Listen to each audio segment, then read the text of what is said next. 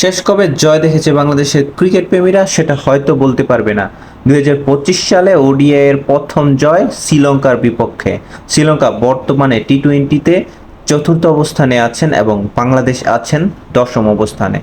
দশম অবস্থানে থেকে চতুর্থ অবস্থানের শ্রীলঙ্কাকে হারায় বাংলাদেশ। প্রায় 20 বছর পর পঞ্চপাণ্ডবকে ছাড়া মাঠে নামেন বাংলাদেশ টি-20 সিরিজ খেলতে। সিরিজে শ্রীলঙ্কার বিপক্ষে দ্বিতীয় ম্যাচটি টসে জিতে ব্যাটিং করে বাংলাদেশ।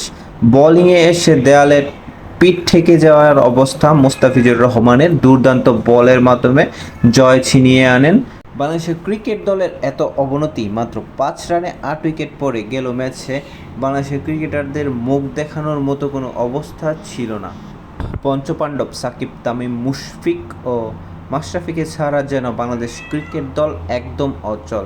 2025 সালে ওডিআই ক্রিকেট খেললেও একটিও জয় আনতে পারেনি বাংলাদেশ। নিম্নমানের ক্রিকেটারদের সাথে ম্যাচ হেরে লজ্জাজনক হারের উপহার দিয়েছেন, যেখানে খেলোয়াড়রা মুখ দেখাতে পারেনি মিডিয়ার সামনে, খেলা দেখতেও লজ্জা লাগে। সকল সংশয় ও প্রত্যাশা কাটিয়ে আজ মেহেদী হাসান মিরাজের ক্যাপ্টেন্সিতে শ্রীলঙ্কার বিপক্ষে 2025 সালের প্রথম জয়।